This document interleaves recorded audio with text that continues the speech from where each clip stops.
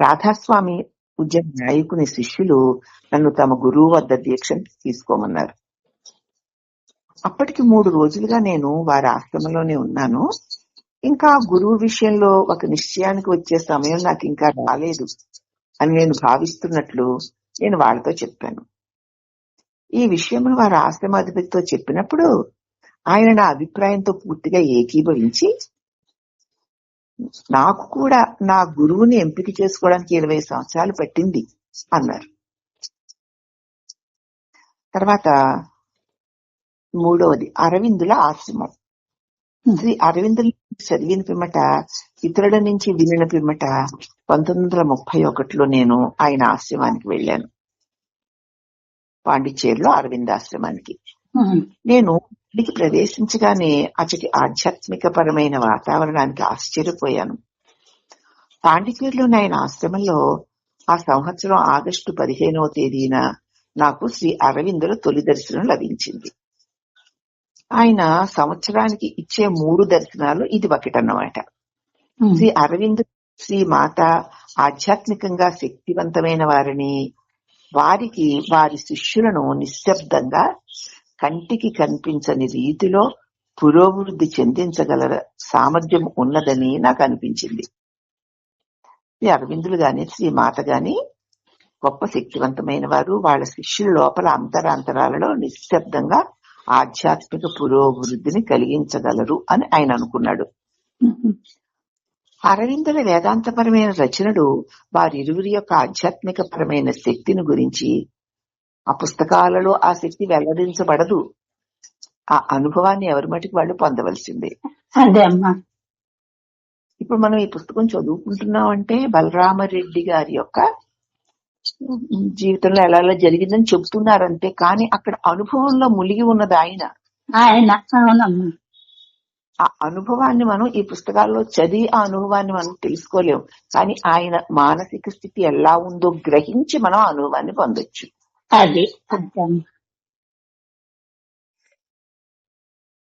అప్పటి వరకు నేను ఎట్టి ఆధ్యాత్మిక ఆదర్శాలను అనుసరిస్తూ వచ్చాను. వాటిని అక్కడ కూడా అనుసరించాను. నేను అక్కడ 2 గంటల పాటు పని చేయవలసి ఉంది. అక్కడ ఉన్న పనుల్లో నేను తోట పనిని ఎంపిక చేస్తున్నాను. మాకు రోజు శ్రీ మాత దర్శనం లభించేది. మేము ఆమె ఎదురుగా ధ్యానానికి కూర్చునేవాళ్ళం. కానీ మాత కార్యక్రమము మార్పు చెందుతూ ఉండడం వల్ల మా దినచర్యల్లో ఈ భాగం కూడా మారిపోతూ ఉండేది.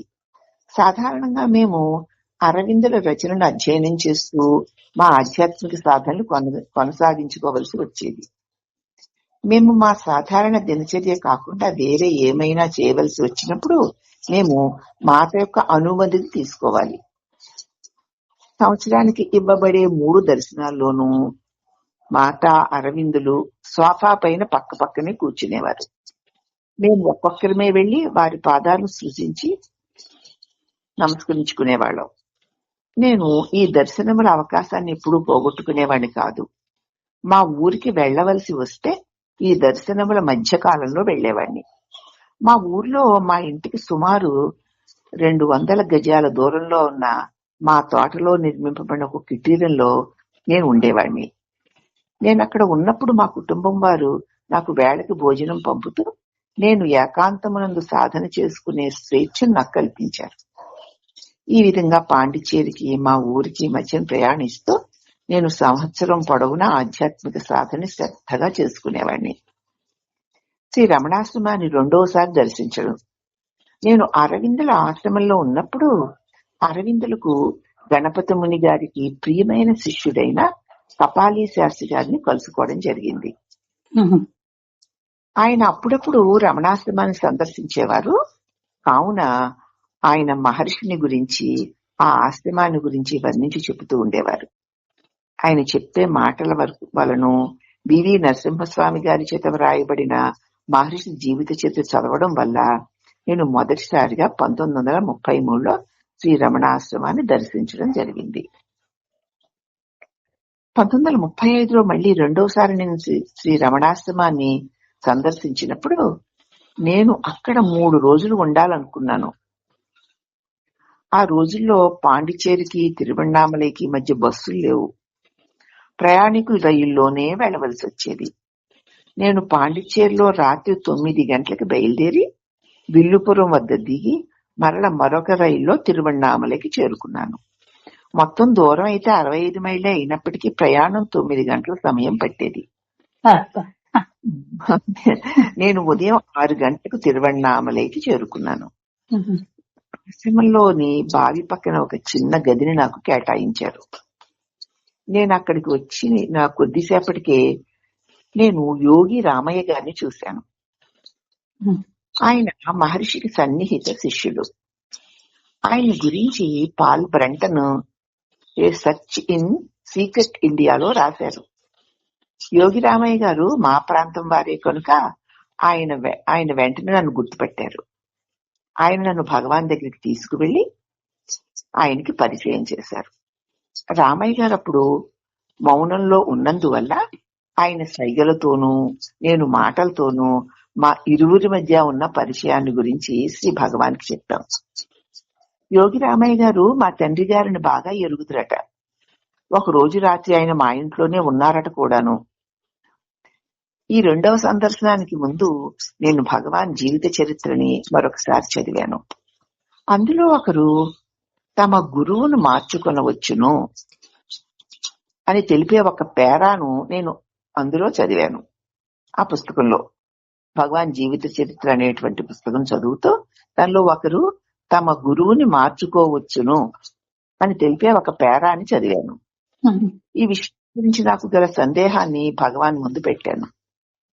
అప్పుడు ఆయన నాతో, అవును, ఒకరు తమ గురువును మార్చుకొనవచ్చును, అందులో ఏమున్నది అన్నారు భగవాన్. అరవిందాశ్రమంలో మా దైనందిన జీవితము నియమ నిబంధనల మధ్య సాగుతూ ఉంది. అక్కడంతా నియమనిష్టలతో ఉండాలి. విరుద్ధంగా ఇక్కడ ఆశ్రమ జీవితం దానికి పూర్తి భిన్నంగా ఉంది. రమణాశ్రమంలో ఇక్కడ స్వేచ్ఛ, ఎట్టి నిబంధనలు లేకపోవడం, ఎటువంటి బాహ్య ప్రేరణ లేకుండానే పురోభివృద్ధి లోపల లభించడం నేను అనుభూతి చెందాను.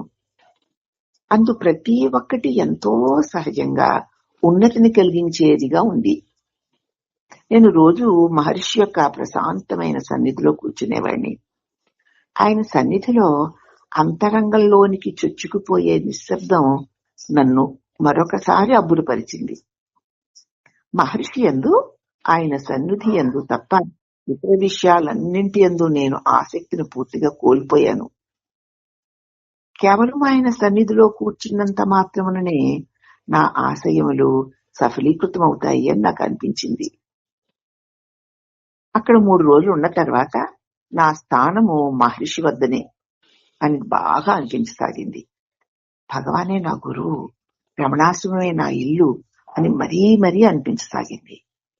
మహర్షి వద్ద సెలవు తీసుకోవడానికి బయట వరండాలో సోఫా పైన కూర్చున్న మహర్షి వద్దకు నేను వెళ్ళాను.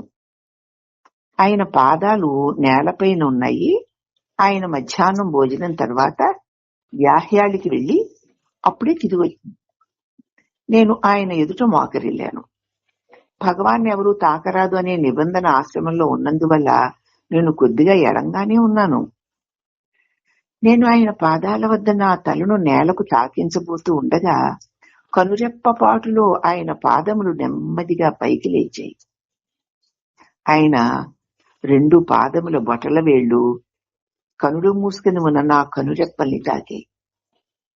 అదంతా క్షణంలో జరిగిపోయింది. నాకు ఒళ్ళు పులకరించిపోయింది. 3వసారి ఆశ్రమ సందర్శనం. మరొక సంవత్సరం అయిన పిదప నేను అరవిందాశ్రమాన్ని వీడి మా గ్రామంలో 2 నెలలు ఉండవలసి వచ్చింది.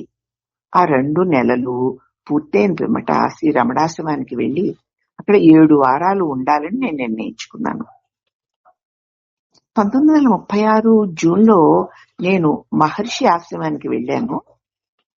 నాకు యోగి రామయ్య గారి కుటీరం పక్కనే ఉన్న కుటీరాన్ని బస చేయడానికి ఇచ్చారు. ఇది ఆశ్రమానికి పడమర పక్కన పల్లాకుత్తు దగ్గరలో ఉంది.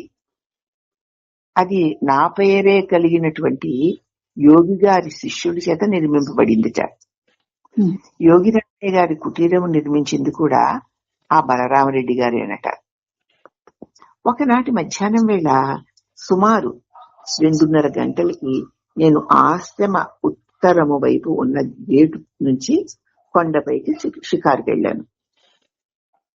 ఆ గిరి యొక్క రాజసమును, ఆ గిరి శిఖరమును పరికించిన పిమ్మట నాలో ఆ కొండపైకి ఎక్కాలి అన్న కోరిక ఉదయించింది. నేనేమో ఆశ్రమానికి కొత్త, అందువలన అది ఎంతటి సాహసకృత్యమో, ప్రత్యేకించి నేను ఉన్న చోటు నుంచి ఆ వైపు నుండి గిరిపైకి ఎక్కడం ఎంత కఠినమైన పనో నాకు తెలియలేదు. నేను కొండపైకి ఎక్కడం ప్రారంభించాను. నేను దాదాపు సగం దూరం వెళ్ళిన తర్వాత కొంతమంది స్త్రీలు తమ తలల మీద కట్టెల మోపులతో నాకు ఎదురయ్యి ఎక్కడికి వెళ్తున్నావు అని నన్ను ప్రశ్నించారు. నేను కొండపైకి వెళ్ళదలుచుకున్నాను అని వారికి చెప్పగానే వాళ్ళు కొండ పైభాగపు వాల్లో గాలి చాలా బలంగా ఉంది, ఆ గాలికి నువ్వు నిలదొక్కోలేక పడిపోయి చచ్చిపోవడమో, తీవ్రంగా గాయపడమో జరుగుతుంది. గిరికి అటుపక్కకి ఎవ్వరూ వెళ్లరు కనుక నిన్ను చూచేవాళ్ళు కూడా కాపాడేవాళ్ళు కూడా ఉండరు అని హెచ్చరించి నన్ను ఆపడానికి వారు తమ సాయశక్తిలా ప్రయత్నించారు.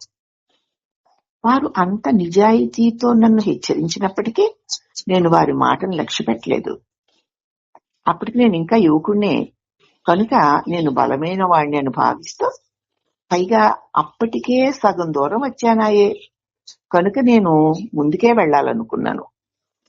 వాళ్ళు అది ఎంత ప్రమాదకరమైందో విడమర్చి చెప్పినా నేను వెనుదిరగడానికి ఇష్టపడలేదు. ఆ స్త్రీలు వెళ్లిపోయిన పిలుపు నేను ముందుకు వెళ్లసాగాను. నేను ఎంతో దూరం వెళ్లకముందే కొండవాలు తగ్గి నిటారుగా ఉంది. అందువల్ల నేను నా వేగం తగ్గినప్పటికీ ఏ మాత్రమూ నిరుత్సాహపడలేదు. అలా వెళ్తూ వెళ్తూ ఉండగా ఒకచోట కొండపైన ఒక సన్నని రాయి ముందుకు వచ్చి పొడుచుకుని వచ్చినట్లుగా ఉంది. ఆ రాతిని పట్టుకుని పైకి ఎగబాకడానికి అక్కడ కూర్చుని కిందకు చూడగా నేను నిలబడితే నా బ్యాలెన్స్ కోల్పోతానేమో అనిపించింది. అంటే నేనున్న చోటు నుంచి ఇంకా పైకి ఎక్కలేనన్నమాట. ఆ రాయి అంతా పొడుచుకు వచ్చినంత సూదుగా ఉండేది. నిలబడ్డానికి కూడా అవకాశం లేదు. క్రిందికి చూస్తే 1000 అడుగులు పైగా ప్రమాదకరంగా నిటారుగా ఉన్న కొండ చర్య, పైకి చూస్తే ఎక్కడానికి అసాధ్యమైన నిట్ట నిలువుగా ఉన్న అతిపెద్ద కొండరాయి. అప్పుడు నేను గుర్తించిన, నాకు దిగులు కలిగించిన విషయం ఏమిటి అంటే, నేను ఉన్నట్టి స్థితిలో ఆ చోట నిల్చోవడం కూడా కష్టమే. అలాగని ఆ నిటారుగా ఉండి ఉపరితలం పైన పొడుచుకుని వచ్చిన ఆ సన్నని రాయి మీద కూర్చొని ఉన్న నాకు ఆ అపాయకరమైన స్థితి నుంచి నెమ్మదిగా కిందకి దిగి రావాలన్నా అది సాధ్యపడే విషయంలాగా అనిపించలేదు. ఒకవేళ అలా దిగడానికి ప్రయత్నిస్తే తల్లకిందులుగా కిందకు దొర్లిపోయి మరణించడమే జరుగుతుంది. ఇవన్నీ చాలదన్నట్లు నేను ఏ రాతి మీద కూర్చొని ఉన్నానో అక్కడ నేను వేసుకుని ఉన్న చెప్పుల వల్ల నా కాళ్లు పట్టు తప్పుతాయేమో అని అనిపించి మరింత ఆందోళన కలిగింది. నా ప్రాణాలను కాపాడుకోవడానికి నేను ప్రాకులాడుతున్నాను. నేను జాగ్రత్తగా నా చెప్పులు కిందకి జారవిడిచాను. నా మోకాళ్లను నా ఛాతీకి ఆనించుకొని నా పాదాలను నా పిరుదులకు ఆనించి ప్రాణాలు బిగబట్టుకొని అలాగే కూర్చొని ఉన్నాను. ఇంకా ఆ విషమ పరీక్ష నుంచి ప్రాణాలతో బయటపడడం అసంభవం అనిపించింది. నేను కళ్ళు మూసుకుని శ్రీ భగవాను అరవిందాశ్రమంలోని మాతను తలుచుకోసాగాను. ఈ విషాదకరమైన స్థితిలో నేను సుమారు 10 నిమిషాల పాటు అలా ఉండిపోయాను. నేను కళ్ళు మూసుకునే ఉన్నాను. అనుకోకుండా నా తల ఎడమ పక్కకి తిరగడం జరిగింది.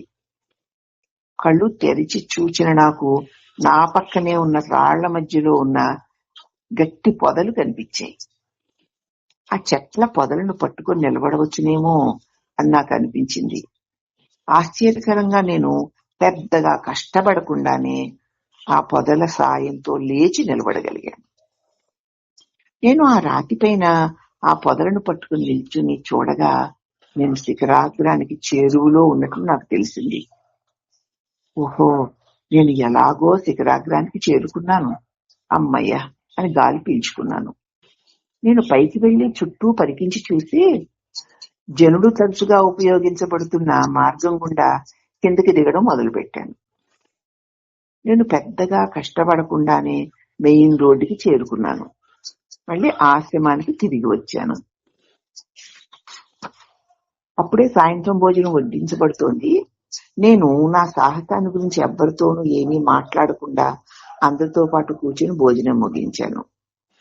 ఈ సంఘటన భగవంతుని పట్ల నా విశ్వాసాన్ని మరింత పెంచింది. ఇది భక్తి విశ్వాసాలతో కూడిన నా జీవితంలో మర్చిపోలేని మైలురాయిగా అనిపించింది. భగవంతుని మీద గాఢమైన విశ్వాసం పెట్టి శ్రద్ధనంతా భగవంతుని మీదే ఉంచి చేసిన కార్యాలు ఎలా సఫలీకృతమవుతాయో అన్నది నాకు జీవితంలో మర్చిపోలేని మైలురాయి అనిపించింది. ఈసారి ఆశ్రమాన్ని దర్శించినప్పుడు ఆశ్రమ నిర్వహణ ఏ విధంగా జరుగుతోంది, అతిథులకు భోజన వసతి సదుపాయాలు ఏ విధంగా ఏర్పాటు చేయబడుతున్నాయనే విషయాలని జాగ్రత్తగా పరిశీలించాను. ఆశ్రమంలో శాశ్వత నివాసం ఏర్పరచుకుంటే ఎలా ఉంటుంది అనే విషయాన్ని గురించి కూడా బాగా ఆలోచించాను. ఉన్నతమైన, గౌరవప్రదమైన, అనుగ్రహపూరితమైన మహర్షి సన్నిధి యొక్క శక్తికి నేను లోబడకుండా ఉండలేకపోతున్నాను. ఒకవేళ అటువంటి నిర్ణయం నేను తీసుకుంటే తర్వాత నేను పశ్చాత్తాపపడాలా ఏమిటి అనుకున్నాను. మళ్ళీ ఇక్కడే ఆశ్రమంలో ఉండిపోతే ఏమవుతుంది, ఒకవేళ ఉండిపోవాలని నిశ్చయించుకున్నాక మళ్ళీ పశ్చాత్తాపడాల్సి వస్తుందా ఏమిటి. కానీ భగవాన్ యొక్క శక్తికి లోబడకుండా ఉండలేకపోతున్నాను అనిపించింది. మహర్షి యొక్క ఆధ్యాత్మిక శక్తిని గురించి నేను ఆలోచించినప్పుడు అంత పట్టించుకోవలసింది కాదు అనిపించింది. ఒకవేళ అది పెద్ద పొరపాటని తర్వాత అనిపించినప్పటికీ ఇప్పుడు నేను ఈ అవకాశాన్ని జార విడుచుకోకూడదు. తర్వాత ఏదైనా అవని నేను మాత్రం ఆశ్రమంలో ఉండడం అన్నటువంటి నిశ్చయాన్ని ఏమాత్రం వదలకూడదు.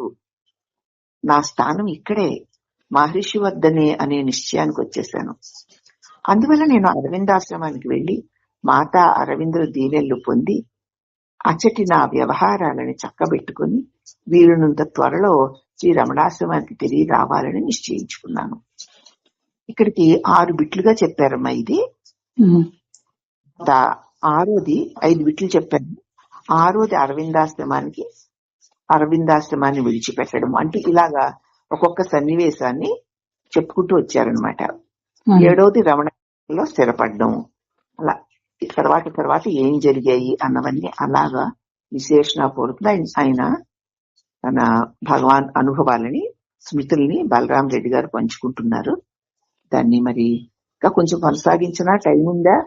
లేకపోతే సరే అయితే. 6వది అరవిందాశ్రమాన్ని వీడుట. నేను మాతా అరవిందుల సన్నిధిలో గత 5 సంవత్సరాలుగా ఉంటున్నాం కదా. అంతకాలం పాటు మాతా అరవిందులు నాపై దయా ప్రేమలను కురిపిస్తూ ఆధ్యాత్మిక మార్గంలో నడిపిస్తూ వచ్చారు. అందువల్ల నాకు వారి పట్ల గల గౌరవము, కృతజ్ఞత నన్ను ఆశ్రమం వీడే లోపల వారిరువురి అనుమతిని, ఆశీస్సుల్ని పొందేట్లు చేశాయి. కానీ అది నేను అనుకున్నంత సులభం కాలేదు. అరవిందాశ్రమంలో వారికి ఏమైనా సందేహాలు గాని, ప్రశ్నలు గాని ఉంటే వాటిని లేఖ రూపంలో అరవిందుల వారికి వ్రాయాలి. నిత్యము ఆ లేఖలన్నింటినీ స్వీకరించి శ్రీ అరవిందులకు అందజేస్తారనమాట. ఆయన మాతతో పాటు కూర్చొని వాటిని లిఖితపూర్వకమైన సమాధానాలను తయారు చేసిస్తారు. కొన్నిసార్లు వారు రాత్రి అంతా ఈ పనిలోనే నిమగ్నమై ఉండడం వల్ల రాత్రంతా దీపాలు వెలుగుతూనే ఉండేవి. నేను శ్రీ రమణాశ్రమం నుంచి తిరిగి వచ్చిన పిదప నాకు శ్రీ రమణాశ్రమంలో ఉండుట కొరకై వారి అనుమతిని, ఆశీస్సుల్ని ఇవ్వవలసిందిగా కోరుతూ వారికి లేఖ రాశాను. ఆ లేఖలో అరవిందుల వారికి ఇలా రాశాను: మీ యోగము ఆత్మ సాక్షాత్కారంతో ప్రారంభమవుతుంది. రమణ మహర్షి కేవలము ఆత్మ సాక్షాత్కారానికే ప్రాధాన్యతనిస్తున్నారు కనుక నేను ఆ స్థితిని పొందలేదు కనుక పొందగల యోగ్యత నాకు ఉందో లేదో తెలియదు గనుక నేను శ్రీ రమణ మహర్షి వద్దకు వెళ్లి అక్కడ ఉండడానికి దయతో మీరు నన్ను అనుమతించవలసింది అని రాశాను. శ్రీ అరవిందుల చిత్రం వాత్సల్యపూరితముగా ఉన్నప్పటికీ నేను వారి ఆశ్రమాన్ని వీడి వెళ్లడానికి అనుమతి ఇవ్వడానికి వారు నిరాకరించారు. ఆత్మసాక్షాత్కారము అది మానసిక స్థితి. రెండిటినీ ఏకకాలంలో సాధన ద్వారా ఇక్కడ పొందొచ్చు. ఆత్మసాక్షాత్కారాన్ని, మానసిక స్థితిని కూడా రెండింటినీ ఒకే కాలంలో ఇక్కడ పొందవచ్చు. మీరు ఇక్కడి నుంచి అక్కడికి వెళ్లవలసిన అవసరం లేదు అని వారు బదులిచ్చారు. ఆయన సమాధానంతో నేను తీవ్రమైన నిరాశకు గురయ్యి వేదనకి, అలజటికి, నిస్సృతికి లోనయ్యాను. నేను మరల అదే విన్నపంతో శ్రీ అరవిందులకు 2వ లేఖ రాశాను. మరల నాకు అనుమతి నిరాకరింపబడింది. అలాగ 5 నెలలు సుదీర్ఘ కాలం గడిచిపోయిన పిమ్మట నేను 3వ లేఖ రాయగా అప్పుడు నాకు వారిరువురి అనుమతి, ఆశీస్సులు లభించాయి. నేను స్థిర నిశ్చయంతో ఉండడం వల్ల నా కోరికను అంగీకరించడం తప్ప వారికి వేరే దారి లేదని బహుశా వారు భావించి ఉండవచ్చు. ఎంత కాదు, వద్దు, ఇక్కడే ఉండు అన్నా సరే నేను వెళ్లి తీరుతాననే స్థిరమైన నిశ్చయం వల్ల కాబోలు వారు అంగీకరించారు. చివరిగా నాకు రాసిన లేఖ శ్రీ అరవిందుల వారు ఈ విధంగా రాశారు: మీరు ఇక్కడే ఉండి శ్రీ మాత యొక్క, నా యొక్క సహాయముతో మీరు సాధన కొనసాగిస్తే బాగుంటుందని మేము విశ్వసిస్తున్నప్పటికీ తాత్వికమైన సాక్షాత్కారాన్ని మాత్రమే పొందగల మార్గాన్ని మీరు అనుసరించాలని నిశ్చయించుకున్నారు కనుక మీకు మా ఆశీస్సులు అందజేస్తున్నాము అని రాశారు. తర్వాత 7వది శ్రీ రమణాశ్రమం వద్ద స్థిరపడ్డాం. 1937 జనవరి 5వ తేదీన నేను శ్రీ రమణాశ్రమానికి చేరుకున్నాను. అంతకు ముందు రోజే మహర్షి 57వ జయంతి జరిగింది. ఆ ఉత్సవానికి వచ్చిన జనులు ఇంకా చాలా మంది ఇంకా అక్కడే ఉన్నప్పటికీ నాకు ఇతరులతో పాటు పురుషుల గెస్ట్ రూమ్ లో వసతి కల్పించారు. త్వరలోనే వచ్చిన అతిథులందరూ తిరిగి వెళ్లిన పిదప నాకు యోగి రామయ్య గారి కుటీరాన్ని కేటాయించారు. యోగి రామయ్య గారు సంవత్సరంలో ఎక్కువ భాగం అక్కడే ఉండరు గనక ఆయన లేనప్పుడు ఆయన కుటీరంలో ఉంటూ ఆయన అక్కడ ఉన్నప్పుడు వేరే చోట ఉండొచ్చు అనుకున్నాను. నేను మహర్షినే నా గురువుగా భావించి శాశ్వతంగా ఇచ్చకే ఉండిపోవాలని వచ్చాను గనుక ఇలా చేస్తే బాగుంటుందిలే అని నేను భావించాను. కానీ 1 నెల రోజులు గడిచిన పిమ్మట నేను భగవాన్ యొక్క పవిత్రమైన సన్నిధిని వదిలి వెళ్లవలనని వారి ఉద్దేశం కాదు గాని ఆశ్రమంలో భక్తులకు శాశ్వత నివాసము కల్పించుట ఆశ్రమ వారి విధానం కాదు కనుక మరొక 15 రోజుల్లో ఆశ్రమం వెలుపల ఎక్కడైనా మీరు బస ఏర్పాటు చేసుకోమని ఆశ్రమ యజమాన్యం వారు గౌరవంగా నాకు సూచించారు. నా తొలినాళ్లలో ఆశ్రమానికి సమీపంలో ఇళ్లుండేవి కావు. అదంతా అడవి. నేను ఎలాగో అరుణాచలేశ్వర ఆలయం సమీపంలో ఒక బ్రాహ్మణుల ఇంటిలో మేడ మీద ఒక గదిని అద్దెకు తీసుకున్నాను. నేను నా గదిలోనే వంట చేసుకునేవాణ్ణి. లేనిచో బయట నుండి భోజనం తెప్పించుకునేవాణ్ణి. నేను నిత్యము తెల్లవారుజామున 3 లేదా 4 గంటలకు లేచి ఆశ్రమానికి వెళ్లి అక్కడ ఉదయం 10 గంటల వరకు హాల్లో ఉండి తిరిగి నా గదికి వచ్చి మరల మధ్యాహ్నం 3 గంటలకు ఆశ్రమానికి వచ్చి రాత్రి 8 గంటల వరకు ఆశ్రమంలో ఉండేవాడిని. మొదటి సంవత్సరం ఈ విధంగా గడిచిపోయింది. నేను భగవాన్ యొక్క అమూల్యమైన వాక్కులను వినుటకు గాను ప్రయత్నపూర్వకంగా ఆయనకు దగ్గరలో కూర్చుని ఉండేవాడిని. తిరువణ్ణామలలో స్థిరపడి భగవాను నా గురువుగా భావించి ఆయనకు శరణాగతి చెందిన పిదప నేను ఒక కాగితం మీద నా జీవితమును గురించి సవివరముగా వ్రాసి శ్రీ భగవాన్ చేతికిచ్చాను. ఆ లేఖలో నా హృదయంలో ఉన్నదానినంతటిని ఎటువంటి అరమరికలు లేకుండా భగవాన్ వారికి విన్నవించుకున్నాను. ఆయన దాన్ని అంతటినీ జాగ్రత్తగా చదివి తిరిగి మళ్ళీ నాకు ఇచ్చారు. నేను వచ్చిన కొన్ని నెలల వరకు భగవాన్ తరచుగా నాతో సంభాషణ మొదలు పెట్టేవారు. ప్రత్యేకమైన కారణం ఏమీ లేకుండానే ఆయన ఏదైనా శ్లోకాన్ని గాని, వేదాంతములకు సంబంధించిన ఏవైనా అంశాలను గాని, లేదా ఏదైనా ఒక ఆధ్యాత్మిక సాధన గురించి గాని వివరిస్తూ ఉండేవారు. అది ఎంతవరకు వెళ్ళిందంటే ఒక రోజున ఎస్ఎస్ కోహెన్ గారు సరదాగా నాతో ఇలా అన్నారు, మీరు ఎందుకు ఎప్పుడు భగవాన్ మాట్లాడేలాగా చేస్తారు, నాకు అసూయ వేస్తోంది మిమ్మల్ని చూస్తుంటే అన్నారు. నేను సహజంగానే దానికి అభ్యంతరం చెప్పాను. అయ్యో, నేనేమీ ఆయన మాట్లాడించడం లేదు, కానీ ఆయన ఏదో ఒక కారణంతో నా వైపు చూసి సంభాషణ మొదలు పెడుతున్నారు అని నేను బదులిచ్చాను. తరచుగా ఈ సంభాషణలో శ్రీ అరవిందుల వేదాంత తత్వం గురించి చర్చలు జరుగుతూ ఉండేవి. కొన్ని సందర్భాల్లో కోహెన్, చాడ్విక్ కూడా ఈ సంభాషణలో పాల్గొని శ్రీ అరవిందుల మార్గం యొక్క ప్రామాణికతను తిరస్కరించడానికి ప్రయత్నం చేసేవారు. అరవిందుని మార్గంలో ఉన్న ప్రామాణాలను తిరస్కరించేవారు. కోహెన్నుని ఆయన ఎవరు, చాడ్విక్కును శ్రీ అరవిందుల మార్గం యొక్క ప్రామాణ్యతని తిరస్కరిస్తూ ఉండేవారు. ఆశ్చర్యంగా నేను ఆయన తత్వ మార్గమును సమర్థిస్తూ వారి వాదనలు అవలీలుగా ఖండిస్తూ ఉండేవాడిని. వారితో సంభాషించడం లేదా వాదించడం తేలికైన విషయమే, కానీ భగవాన్తో సంభాషించడమా అంత తేలిక కాదు. ఆయన ఒక అంశము పైన ఏమి చెప్పినా దాన్ని ఖండించడం అసాధ్యంగా ఉండేది. నేను రెండోసారి ఆశ్రమం సందర్శించినప్పుడు మహర్షి ఒక వార్తాపత్రికలో రాయబడిన ఒక సుదీర్ఘమైన గ్రంథ సమీక్షను చదవడం నాకు గుర్తుంది. అరవిందుడు రాసిన లైట్ ఆన్ యోగా అనే గ్రంథం అది. ఆ సమీక్ష రాసింది కపాలి శాస్త్రి గారు. ఆ పత్రిక సంపాదకుడు భగవాన్ భక్తులైన ఎంఎస్ కామత్ గారు. భగవాన్ ఎంతో ఆసక్తితో ఆ సమీక్షను చదువుతూ మధ్య మధ్య చదవడం ఆపేసి చుట్టూ ఉన్న వారితో దాని మీద వ్యాఖ్యలు చేస్తూ ఉన్నారు. భగవాన్ ఆ సమీక్ష చదవడం పూర్తి అవగానే అక్కడ ఉన్నవారిలో ఒకరు ఆ పుస్తకం నా వద్ద ఉన్నట్లు భగవాన్కి చెప్పారు.